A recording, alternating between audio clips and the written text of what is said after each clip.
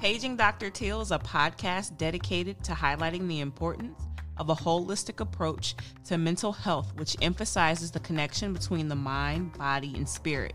The goal of holistic wellness is to achieve maximum well-being where all domains are functioning at their best. When it comes to holistic health, we're looking beyond the physical body and addressing physical, emotional, social, spiritual, and intellectual health collectively. I'm Dr. Teel, your psychologist bestie and host of Paging Dr. Teel. Join me on a highly relatable journey of discovery, holistic wellness, and being happier, healthier, and whole. With holistic wellness, people accept responsibility for their own level of well-being, and everyday choices are used to take charge of one's own health. Health is wealth, so take care of yourself, friends. Paging Dr. Teel is currently available on Anchor, Apple, or Spotify. But regardless as to how you listen to the podcast, please be sure to subscribe, like, share, and write us a review.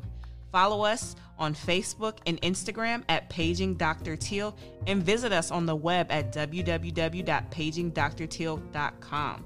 And if you have a question or situation you want to receive some guidance on, send them to PagingDrTeel@gmail.com.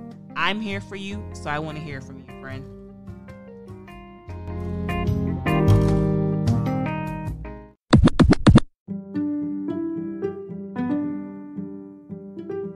Money looks better in the bank than in your closet, friend. So start your journey to financial wellness today with Harvest Time Financial.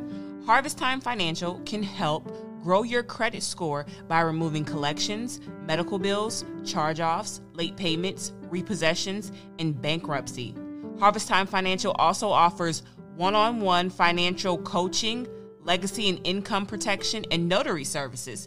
Gain control of your money and jumpstart your financial wellness with Harvest Time Financial. Schedule a free consultation. Yes, free 99. Why haven't you gotten your consultation yet, friend?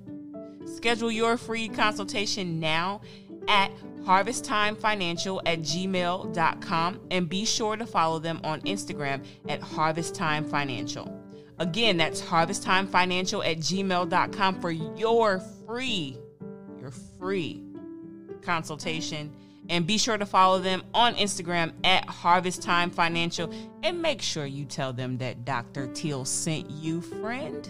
You're welcome.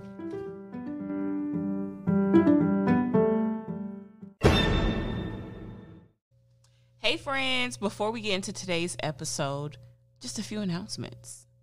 I'm super happy to announce that through work with my accountability group that I spoke about in last week's episode on Accountability Revisited. If you haven't listened to that, please go and check it out.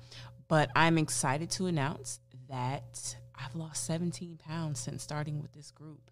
I am super, super excited about really getting started and taking more seriously my wellness journey. And as an added means of accountability, I'm going to be keeping you, friends, updated on my progress so that I can stay accountable. Because if we stay ready, then we don't have to get ready. And that is the goal. That is the premise of holistic wellness and why we're here. And so today we're going to be launching a series on cognitive distortions, aka thinking errors. And so the premise of this overall is that if we think about our thinking, we can think in more helpful ways. So if we think about our thinking, we then can think in more helpful ways. So before we can even get into making the change, we have to be able to identify what the problem is.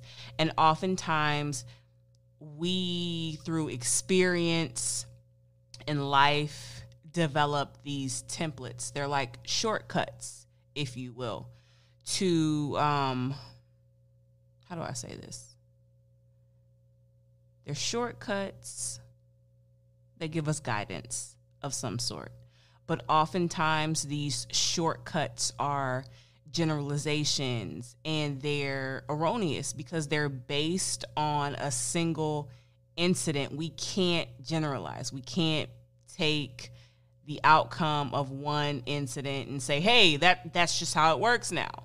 And so we develop these errors in our thinking based off misperceptions. And so to address the errors in our thinking based off misperceptions, one, we've got to develop an awareness of them.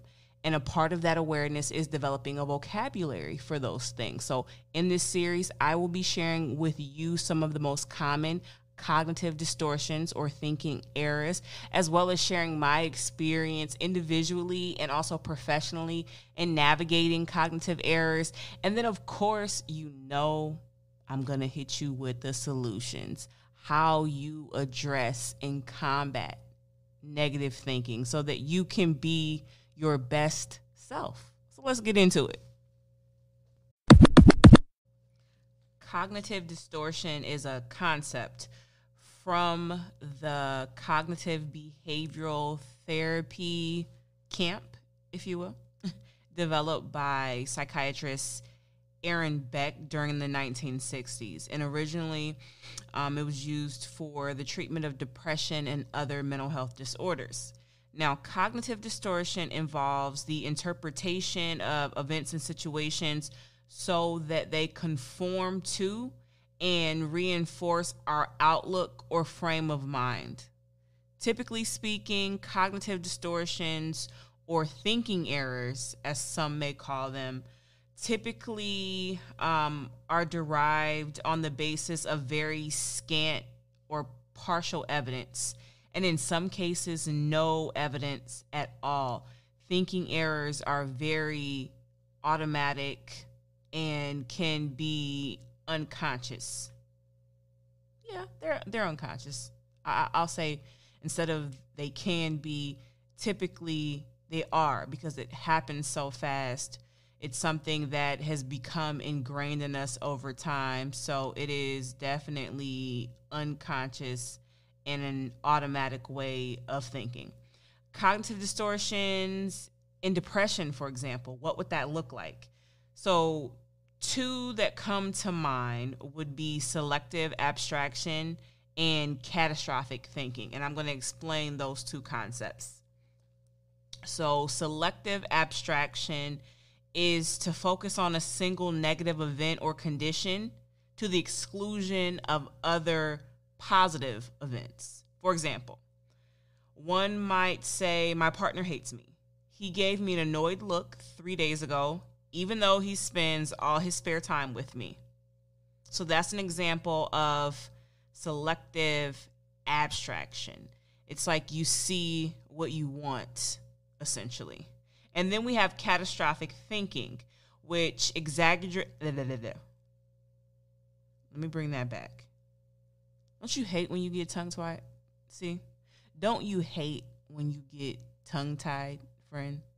It's like sometimes our minds move far quicker than our mouth. And then if you're thirsty and need some water on top of that, it makes for a difficult communication situation, if you will. So after I finish this, I'm going to grab my water. And I hope you've been drinking your water, friend, because health is wealth and our bodies are 80% water. And so we constantly have to replenish our body with water, our organs, our brain, everything, our skin, everything requires water to function properly. So I hope in these hotter summer months, you're definitely getting that water in, and I'll catch mine on the next break. But let me get back to my point on cognitive distortion. So I explained what selective abstraction was, and I was about to explain what catastrophic thinking was until I got tongue-tied and randomly went down a rabbit hole. But back to what I was saying. So catastrophic thinking exaggerates the consequences of an event or a situation. For example, the pain in my knee is getting worse. When I'm reduced to a wheelchair, I won't be able to go to work and pay the mortgage. So I'll end up losing my house and dying on the street. So catastrophic thinking is like overdoing it. you go from 0 to 100 real quick. You're always thinking about the absolute worst in that situation. That's a terrible way to live, don't you think? If everything is so bad and has these catastrophic implications, it would just make it hard for me to navigate if that's the frame of reference I had. So it's interesting how these different styles of thinking really frame the world that we live in. As a man thinketh, he becomes, or as a woman thinketh fish, she becomes. Is that the quote? I don't know. But there's so much power in our thoughts, and that's why we have to be a lot more aware of what we're thinking so that we can make the necessary adjustments to think in a way that is more helpful. Cognitive distortions can give rise to a chicken and egg situation. The cognitive distortions feed into the depression, which in turn feeds into the cognitive distortions. Cognitive distortion, as broadly understood, is not limited to depression or other mental disorders, but is also a feature of, among others, poor self-esteem, jealousy, marital or relational conflict. So these thinking errors are quite pervasive in that they don't just affect individuals with mental health disorders, they affect all of us. And so that's why it's very important that we think about our thinking so that we can think in more helpful ways. Hence, this series. And so I'm going to be going over a variety of different cognitive distortions, some of which I've had experience with in therapy. They include, but are not limited to, all or nothing thinking, arbitrary inference, catastrophizing, emotional reasoning, labeling, magnification, mind reading, and overgeneralization, just to name a few. Friends, today we're talking about cognitive distortions, or plainly stated, thinking errors. This is an area within psychology that's particularly interesting to me and resonates with me in that, just like the rest of you friends, I struggle with thinking in ways that are non-productive. Therapeutically speaking, it's been one of the most rewarding things I've had to experience as a therapist, psychologist, to work with someone with anxiety or depression and be able to identify different errors in the way that they think and then process those errors with them and develop a plan and a way to think in a more positive, adaptive, or helpful way. And that's so rewarding for me because I struggle with thinking errors and just not thinking in a way that's conducive or productive. So to see that someone else struggles and to be a part of that journey is incredibly rewarding for me because I'm no different than you, friend. I may have, all of this education, but fundamentally we're the same. We all have the same needs. No one is exempt from traumas and life happening. And oftentimes we are our own worst enemies, myself included. So as a psychologist, it's been one of my greatest pleasures to be able to walk with someone through their journey and help them to help themselves. And so that's why I think it's really important for us to talk and analyze our thinking to make sure that we're on the right track. And that was a quick tangent, but I have a teachable tangent for you as well as it relates to cognitive distortions. So like I was saying before, cognitive distortions are these biased perceptions that we take on about ourselves and the world around us. Essentially, a cognitive distortion or a thinking error is a system of irrational thoughts and beliefs that we unknowingly reinforce over time. And that's what makes it so difficult to change. They're very subtle in that they're embedded in us. And because we don't think about our thinking, it becomes automatic. And if we're not thinking about our thinking, then we oftentimes can have our thinking to be pulled in a variety of different directions. And quite frankly, in the world that we live in now, I feel like it's far more wired for negativity than positivity. So if the world around you is feeding you all of these different non-affirming negative thoughts and ideas, and you're not conscious of that, then you take that on and that becomes a part of your energy. So it's important for us to think about our thinking so that we can think in more adaptive and helpful ways. The first step is self-awareness.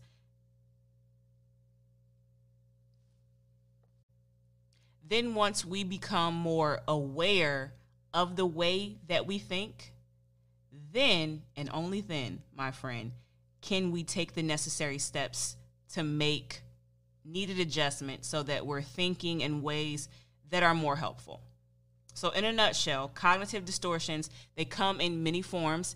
In this series, I'm going to be sharing with you, my friends, some of the top cognitive distortions and also providing you with different examples. I was searching YouTube and some wonderful person out there put together a clip of different cognitive distortions with movie references. So I'll be sharing that with all of you in the series. I think it's a very interesting and unique way to look at cognitive distortions. And it also just reinforces and highlights that we're all guilty of this thing. And some of us know it, others don't. And awareness is key in making that necessary change. But back to cognitive distortions, because I get sidetracked with things. All cognitive distortions, they have some commonalities, and I want to share them with you. And they include, so cognitive distortions fundamentally are tendencies or patterns of thinking or believing. So all cognitive distortions are primary patterns of thinking that have been ingrained in us in some way. And then number 2, all cognitive distortions are fundamentally inaccurate and false. So these beliefs, they're not even real.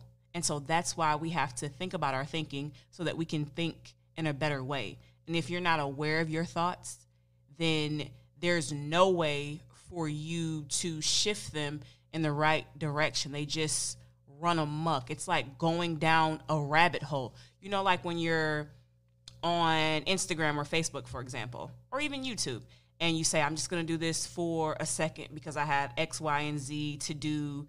And so you find whatever it is you're looking for, and then 2 hours later, you're still in the same spot looking at videos of zoo animals or something crazy like that. Thinking works in the same way. If you are not mindful of the thoughts that you are entertaining, you can be forced down a rabbit hole of negativity. Have you ever thought about something or randomly something came across your mind and it just soured your whole mood because you sat there and you unpacked that thought and you gave it more energy? And that energy is the fuel that gets the fire going that really sets that negative thought ablaze. So if we think about our thinking, we can think in better ways and more adaptive ways. And last but certainly not least on my list of commonalities for these thinking errors or cognitive distortions is that they have the potential to cause psychological damage. Let me make that make sense. So we have to think about our thinking so that we can think in more helpful ways. Because all it takes is one negative thought that you give the right amount of time, energy, and attention to, and that's the difference between a good and a bad day. So how we think is incredibly important. It's important to know what we think and what we believe, because what we think and believe are the very things that we become. So if you hope and live in the expectation that good things will happen, essentially that's what you're going to see. But conversely, if you're living or hoping from a place of negativity or you're pessimistic, it's very likely that that's what you're going to see. You're going to see the ugliness that life has to offer if that's where your thoughts are focused. So this means that our reality is based on what we think and what we dwell on. Let me bring that back for you. Our reality is based on what we think and what we dwell on. And sometimes the way we see our problem is the problem itself. So I think, friends, we have to commit to assuming a more positive intent within our relationships, careers, and life to really and truly be happy. Because our reality is based on what we think and what we dwell on. So what type of reality are you creating? What type of reality do you want to create? All of that lies in the manner in which you're thinking.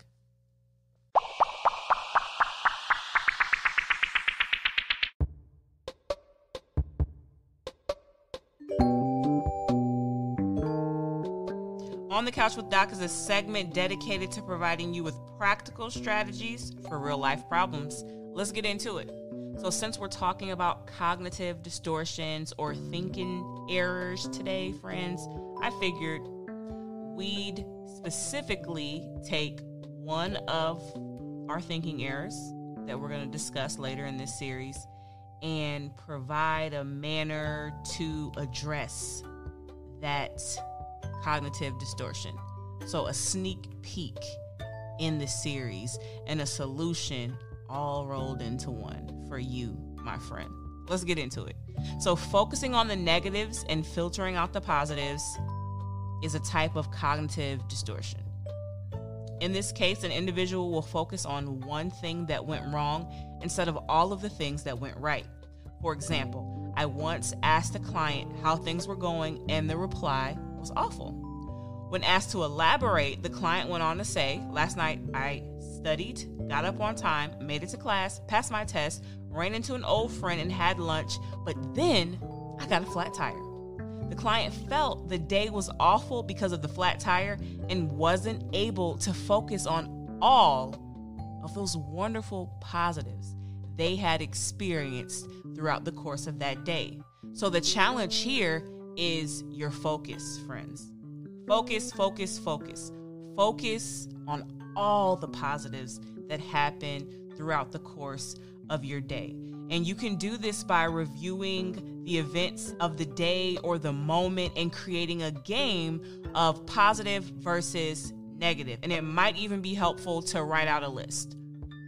Or, like we usually do with important things, you can flip to the notes section in your phone or pull out your little pencil and paper and get your list going of positives and negatives.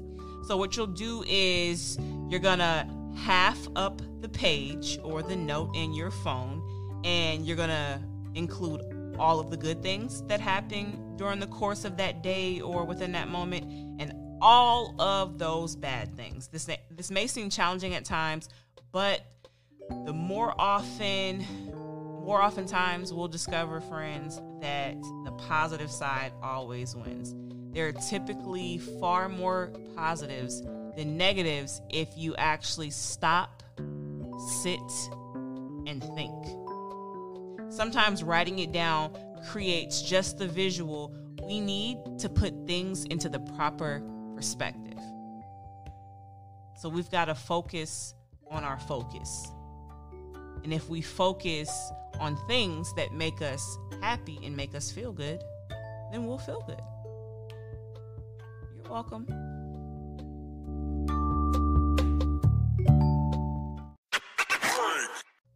Since our health is our wealth and we take care of ourselves, let me put you on real quick. So check it out. As a part of staying ready so I don't have to get ready, I practice a lot of preventative health measures. Why? Because they say that an ounce of prevention is worth more than a pound of cure. So today's holistic health hack is something very simple, friends. 9 benefits of stretching. That's right, stretching. That thing that we did at the start of PE in elementary school, middle school, and high school that we stopped doing when we started going to the gym as adults. Yes, stretching. So number one, stretching increases your flexibility. Regular stretching can help increase flexibility, which is crucial for your overall health. Not only can improved flexibility help you perform everyday activities with relative ease, but it can also help delay the reduced mobility that can come with aging. Number two, it increases your range of motion. Being able to move a joint through its full range of motion gives you more freedom of movement. Stretching on a regular basis can help increase your range of motion. Number three, stretching improves your performance in physical activities. That's why we stretched before PE, friends. Performing dynamic stretches prior to your physical activities has been shown to help prepare your muscles for the activity. It may also help improve your performance in an athletic event or exercise. Number four, it increases blood flow to your muscles.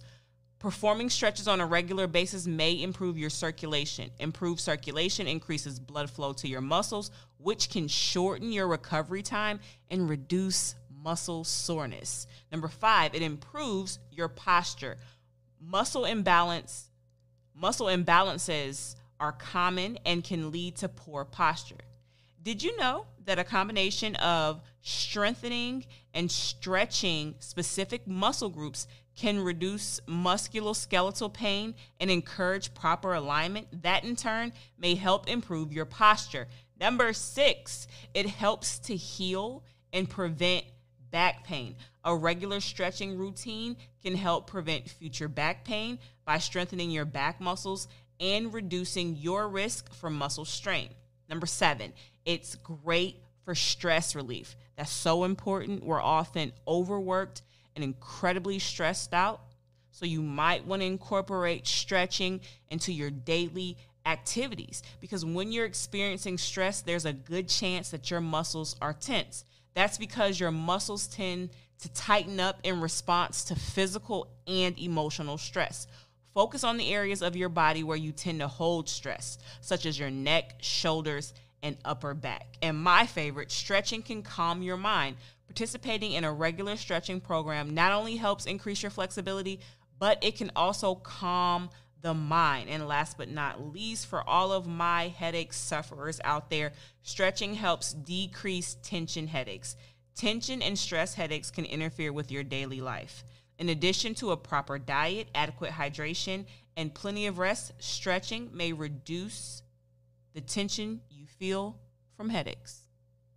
You are so very welcome, friend. Let's get back to the show.